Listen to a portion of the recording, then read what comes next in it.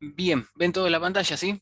Eh, Así que bueno, Sí, se ve. lo que nos queda por ver son básicamente cómo conectar nuestras salidas.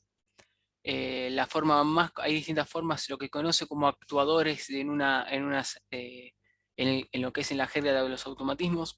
Nosotros tenemos los sensores, que son nuestras entradas, las cuales nos dan la información del proceso, y tenemos a nuestras salidas lo que son los actuadores. Los actuadores son básicamente aquellos equipos que actúan sobre alguna variable de nuestro proceso, ¿sí? Muchas veces, por lo general, la mayor diferenciación en lo que hay son válvulas, en los automatismos son válvulas y motores. Los contactores también son un tipo de actuador, dado que dependiendo del valor lógico que haya a la salida de un PLC, estos responden. Y por lo general en las hojas de datos está bien descrito cómo es que se tiene que conectar las cargas de lo que sería lo que se conoce como cargas. Las cargas son todo aquello que que se coloca a las salidas. Si ustedes se fijan al lado derecho, hay un extracto del manual S7200 en el cual se ve un diagrama de unas salidas de un PLC, la cual tiene salidas del relé.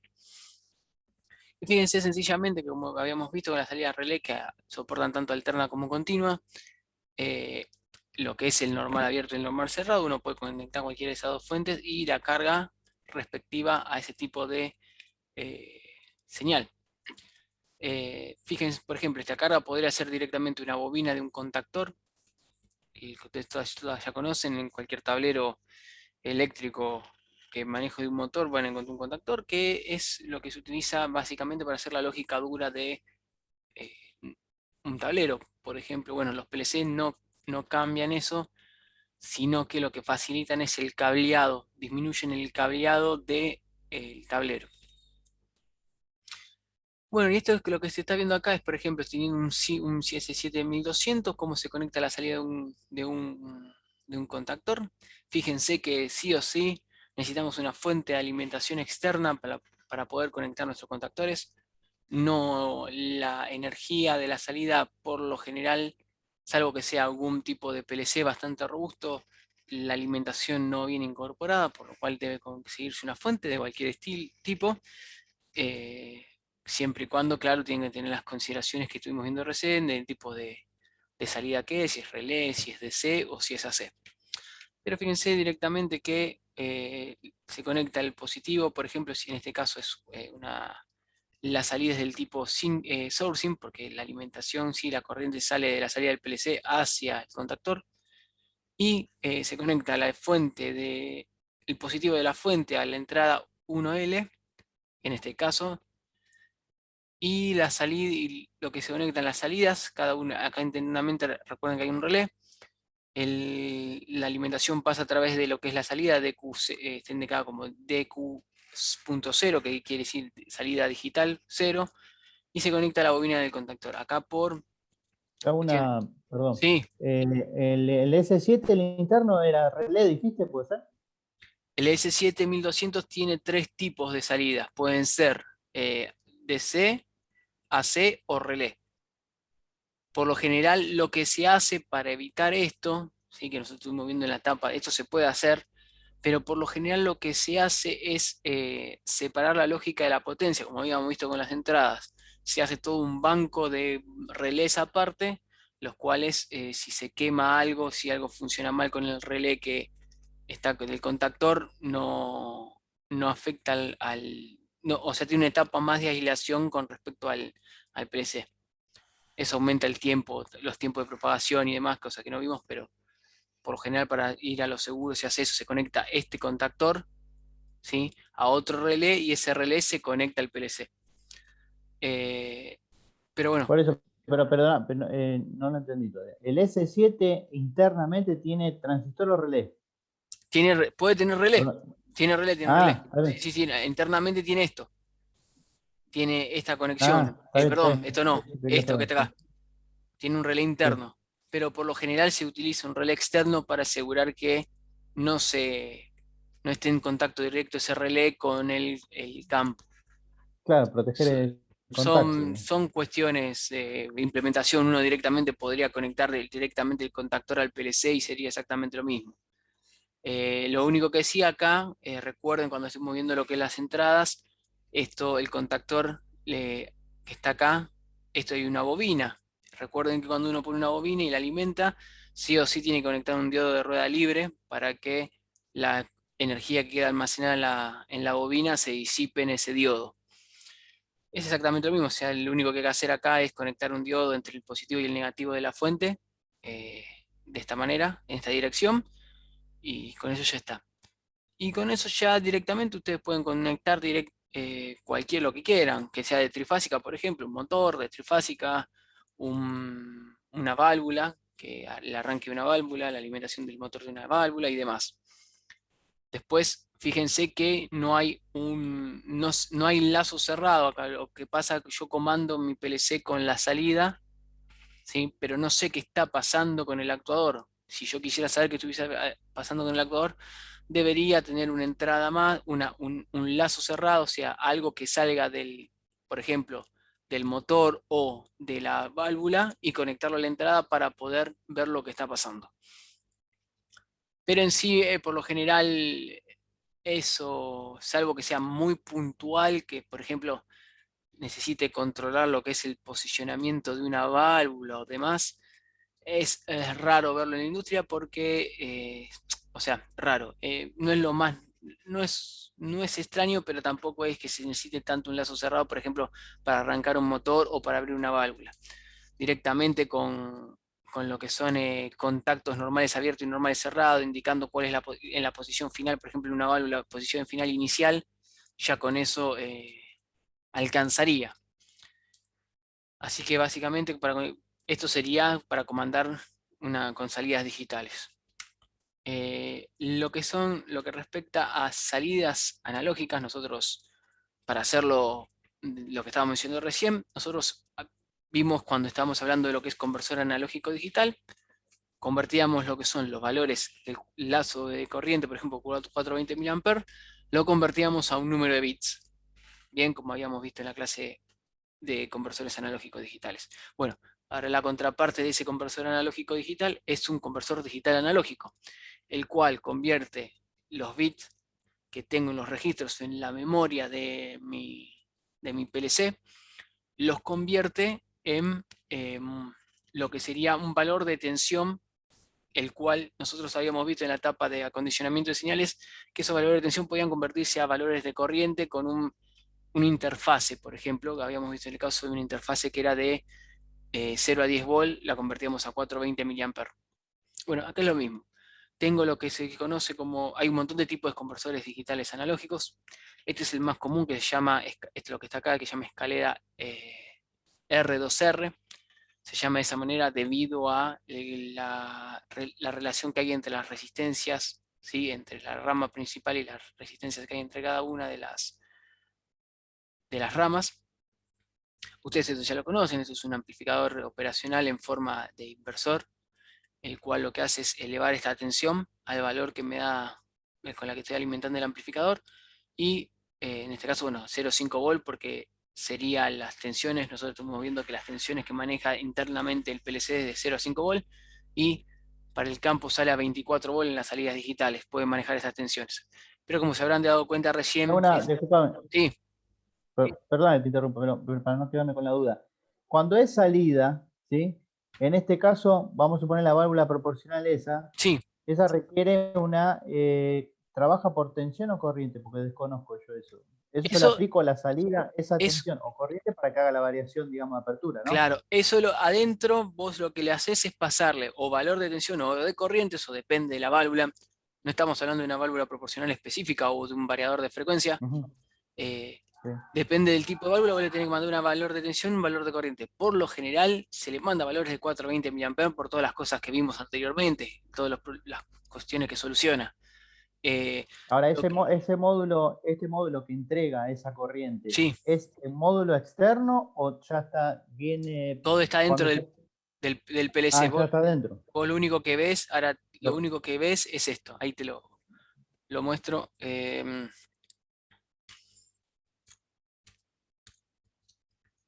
Los módulos analógicos de los ST7200 vienen en diferentes tipos. Básicamente son lo que ves es esto. Y de acá, uy, y lo que haces de acá es directamente conectar, ¿sí? Este es el módulo esto por ejemplo es del Siemens. Es un módulo SM332, que es un conversor analógico de 4 por 12 bits. ¿Se acuerdan que estuvimos viendo las diferencias en la cantidad de bits? Si tenía símbolos, bueno, esto tiene 4 salidas analógicas de 12 bits.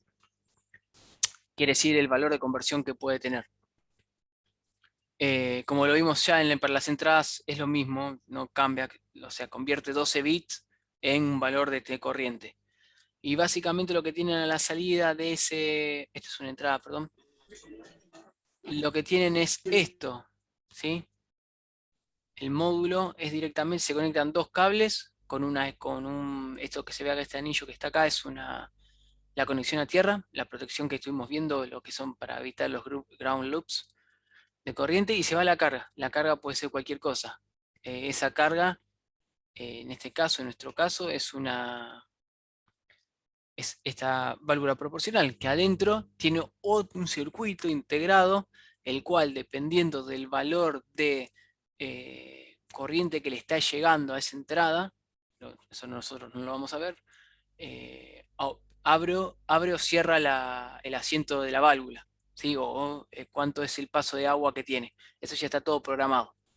Por lo general, el mundo de la automatización se lleva a eso. O sea, el PLC controla, manda las señales y los equipos, hoy por hoy, los equipos externos son los que manejan el problema. ¿Por qué?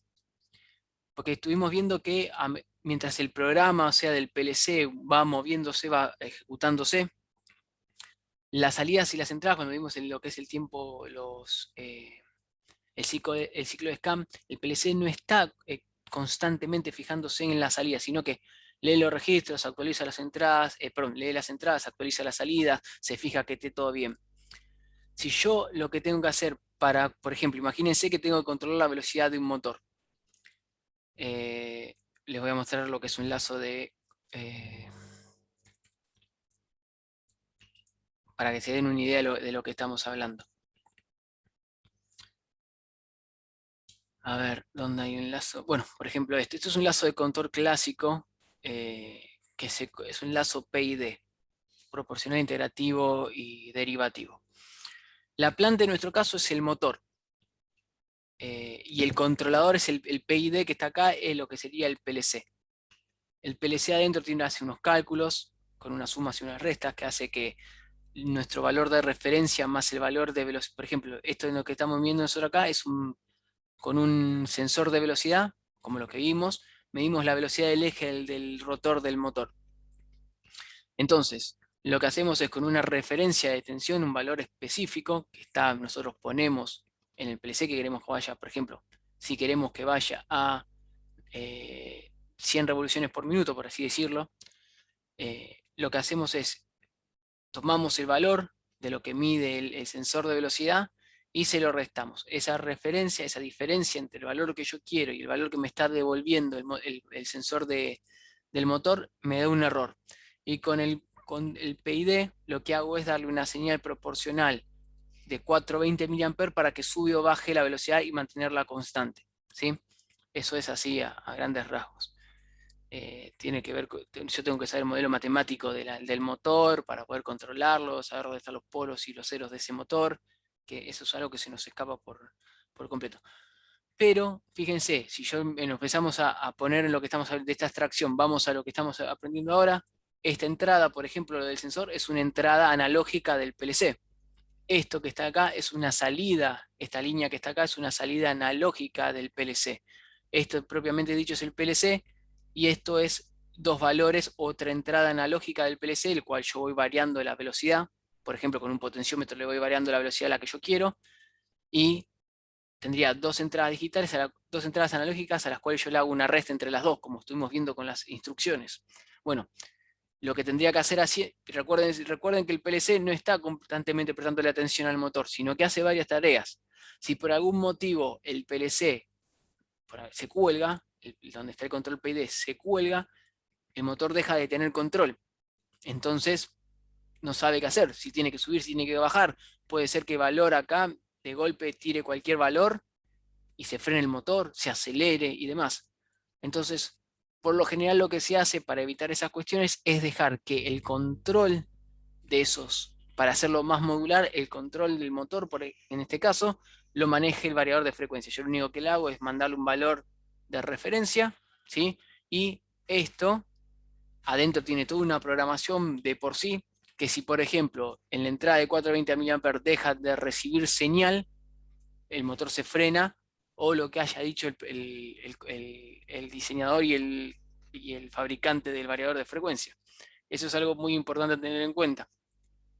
Entonces ya no dependo del variador, la velocidad del motor del variador de frecuencia no depende ya del PLC, sino que está el PLC para controlarlo según las entradas de salida, pero puede seguir funcionando sin el PLC.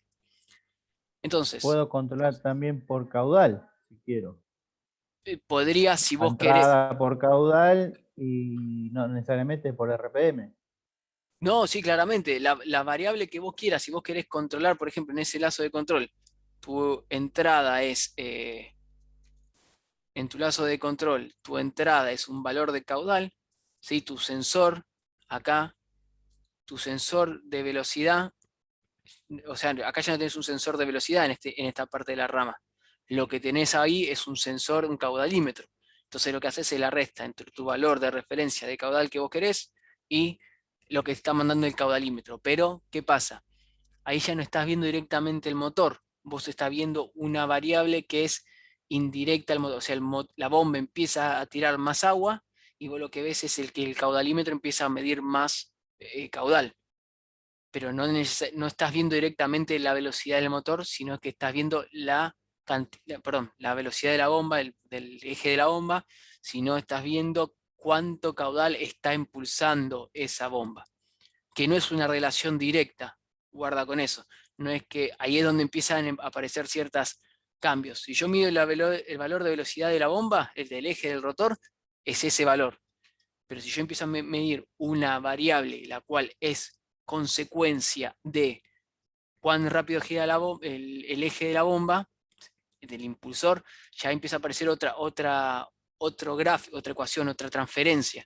O sea, Ahora no, poco, mirá, vamos a suponer que tengo una obstrucción en la entrada de la bomba, ahí tampoco me serviría, porque estoy tratando de asociar lo que vos decís con el ingreso de caudal. De esa manera podría controlar sí que con exactitud, si controlo caudal RPM, sí, de esa manera sí tengo un control más preciso, digamos. claro, pero el problema que vos tenés es el siguiente. Vos, la bomba tenés que tener otras consideraciones. Vos, por más que le des más velocidad a la bomba, muchas veces no tenés más caudal. ¿Me explico? Tiene una curva, que la curva esa del caudal depende del sistema, o sea, de las cañerías y de la bomba en sí. Tenés una ecuación la ecuación la ecuación de la bomba y la curva del sistema. Vos muchas veces pensás que porque bombeás más rápido, haces que la bomba gire más rápido, estás tirando más caudal. Y no es cierto, el agua tiene una inercia, cierta velocidad, que la fricción en la tubería es tan grande que por ahí no te conviene seguir bombeando con tanta velocidad. Y ahí ya empieza a haber otras cuestiones más que ya son un poco más externas del motor en sí. Entonces, vos Bueno, pero puedes. perdóname, teniendo en cuenta eso, yo lo que hago me rijo de un parámetro inicial y final sabiendo de la curva de la bomba también. Claro, sí, pero ahora en la próxima parte vamos a ver que vos tenés, sí, es que sí, justamente, te vas fijando cómo tenés que empezar a programar los parámetros para decirle, bueno, hasta acá esta velocidad puede llegar, a este valor no, porque si no este control, por ejemplo, si vos le decís, quiero que tire 200 litros por segundo, va, mucho, demasiado. No, está en 200 litros por segundo, ponele.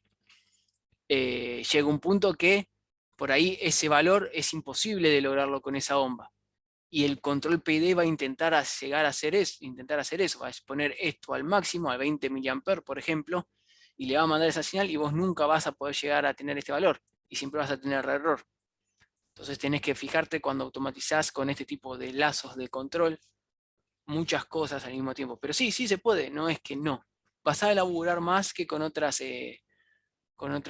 condiciones. Si vos querés controlar caudal, vas a tener que hacer un lazo de control de caudal. Si querés controlar velocidad, vas a tener que hacer un lazo de control de velocidad y demás. Eso depende de la implementación que vos quieras hacer. No hay respuestas equivocadas en esto. Tenés que tener ciertas otras consideraciones nada más. Entonces, uy, toqué cualquier cosa.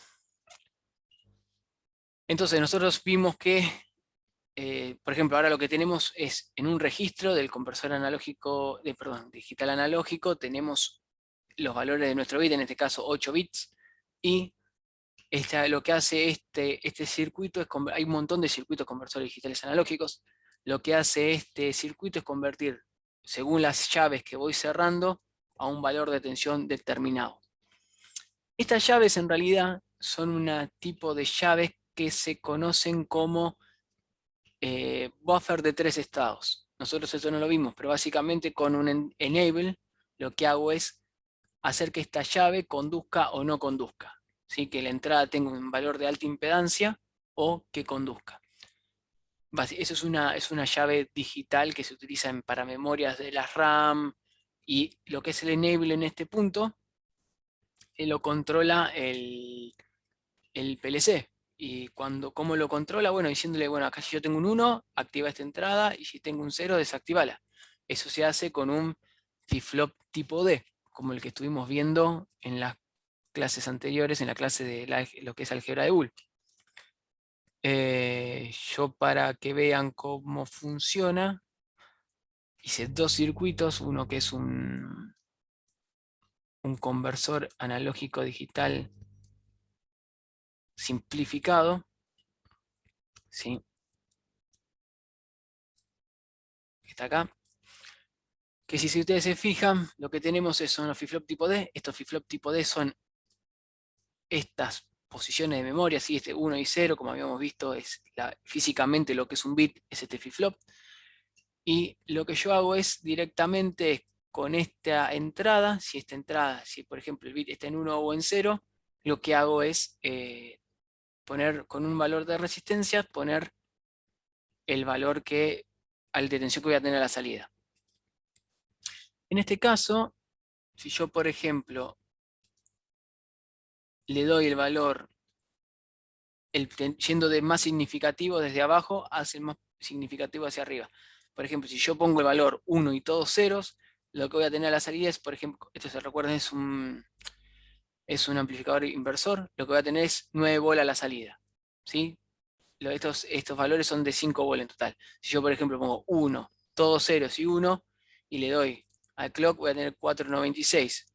Si yo, por ejemplo, pongo dos ceros, 1 y los demás ceros, y le doy a la tensión, voy a tener valor de tensión 1,28. Después lo que hago yo es convertir este valor, lo invierto, ¿sí? Como está, fíjense que está con un valor negativo, menos 128, lo invierto, lo pongo en una interfaz para convertir 0,5 volt y lo mando a través del lazo de corriente para alimentar el equipo que yo necesito. El otro tipo, puntualmente, este circuito que está acá se llama R2R, es el tipo de integrado. Por ahí se ve un poquito mejor. Tengo lo siguiente, tenemos, por ejemplo, con los 20, en este caso yo puse una señal de 24 volt. Y si yo, por ejemplo, voy cerrando las llaves, si fíjense que tengo 0 volt en la salida. Si yo pongo esto acá, tengo, por ejemplo, 12 volt, menos 12 volt porque es un amplificador inversor. Si yo pongo, por ejemplo, de 0, o sea, fíjense, cada una de estas posiciones son de 7, de 6, de 5, de 4, de 3, de 2, de 1 y de 0. Yo pongo de 0, lo que tengo a la salida son casi 100 milivolt. Si yo pongo de 1 en 1, tengo 187 milivolt. Básicamente como si fuese convirtiendo, ¿se recuerdan los pesos de lo que teníamos en los bits? Que era 2 a la 0 es 1, 2 a la 1 es 2. Bueno, acá tengo, por ejemplo, en este caso tengo casi 200 milivolt, ¿sí? Acá tendría 2 a la 2. Si yo pongo acá, este que está acá tendría casi 400 milivolt. Fíjense, esto después hay que corregirlo para poder convertirlo. Acá tendría 2 a la 2 es 4, y así. Y básicamente con eso se convierte el valor de que tengo en el registro a un valor de corriente. Fíjense que no me estoy deteniendo mucho porque básicamente el funcionamiento es exactamente igual que el de conversor analógico digital, pero a la inversa, convierto el valor de tensión, el valor de los bits en valor de tensión o un valor de corriente. En este caso, perdón, convierto el valor en tensión y después lo convierto en un valor de corriente con esta interfaz. Bien. ¿Hasta ahí vamos bien? Sí, vamos bien. Me cuesta, porque yo no es que tengo que tener en mente los bits. Esto yo sé, entiendo que vos querés explicar cómo internamente No, no. trabaja, después Vos lo pero único que me cuesta, haces, viste, esa vos lo interpretación. único que haces, acordate cuando estuvimos programando, es poner el Sí. valor de una variable y le pones, esta variable vale 16. Ese Ujú. valor se convierte en un número de bits y después se encarga solo en convertirse, o sea, vos lo único, para vos es Sí, sí, transparente. comprendo cómo es la conversión. Cuando vos lo explicás, está bien, digamos, entiendo lo que vos explicás, pero me cuesta llevarlo, digamos, a la práctica, porque yo sé que no hay que llevarlo a la No, no, práctica no, esto. no, no, no, o sea, yo ¿Entendés? esto no lo llevas Entiendo a que la... tenés que explicarlo porque para que es como cómo es que trabaja y convierte Sí, realmente. sí, sí, sí, Está no, bien, quédate pero tranquilo, me quédate cuesta, tranquilo. me mezcla un poquito. No, no, es lo único que Pero bien. haces, o sea, fíjate que yo no me detuve, o sea, nos faltó una gran parte de lo que es la explicación de Mm. cómo se convierten las instrucciones en el registro de memoria, pero eso para hacer eso es técnica digital. Y yo lo único que le puedo decir es cómo es que o sea, toda la parte de funcionamiento dentro del PLC no la estoy explicando. Yo lo único que les expliqué es, esta tensión se convierte en bits y después cómo se maneja dentro de la unidad de control y la unidad aritmética lógica, no dijimos absolutamente nada. Tampoco sirve, pero es para que más o menos entiendan qué es lo que a lo que se refiere cuando le dicen conversión analógico digital o qué es una salida analógica. ¿Por qué una salida analógica funciona como funciona y por qué una salida digital funciona como funciona?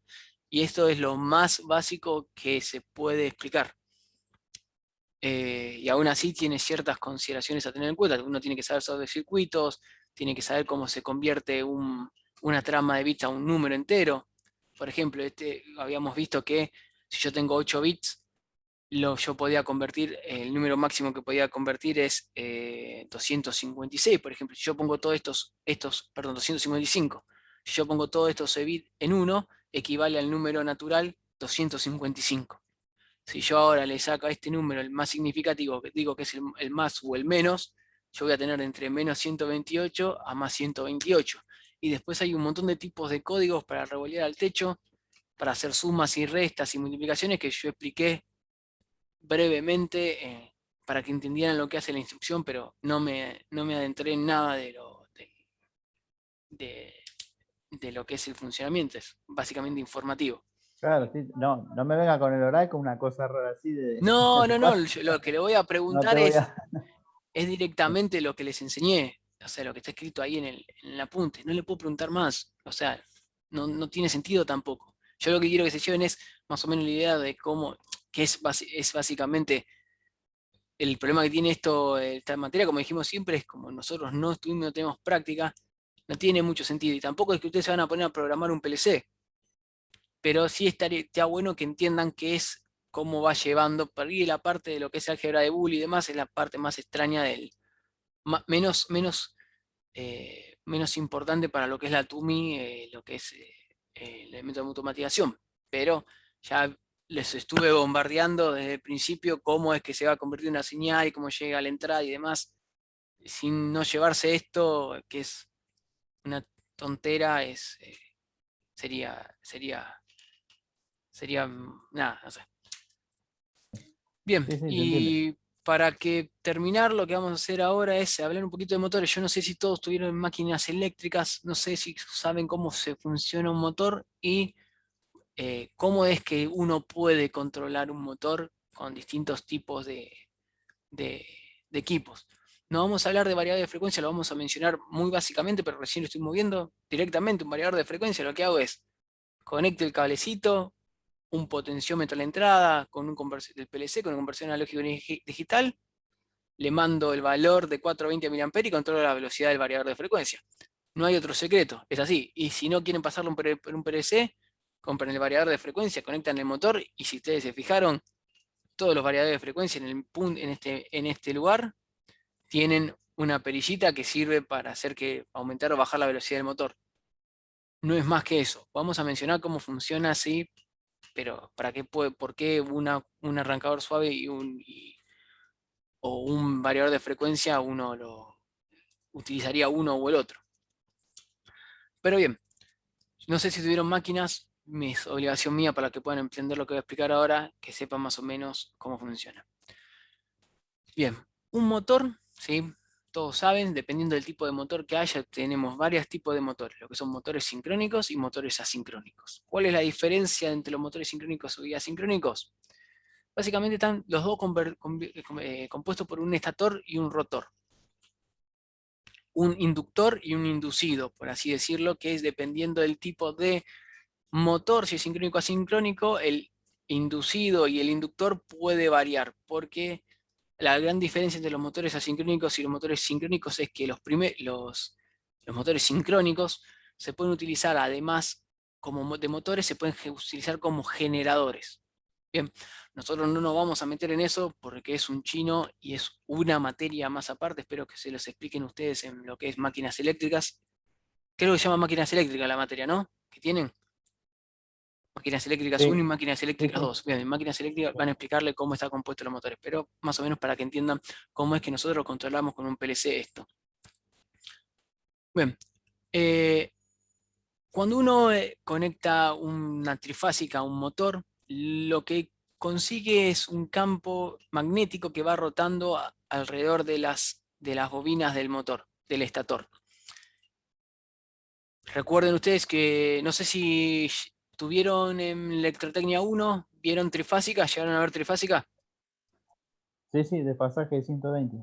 Bien, lo que tiene es un desfasaje 120 en cada una de las señales, cuando genera la energía, tienen las señales que van variando en el tiempo, ¿sí? Cada una las líneas R, S y T, en este caso puse fase A, fase B, fase C, lo que van haciendo es que el campo dentro de ese estator vaya variando, debido a que cada señal tiene un pico, ¿sí?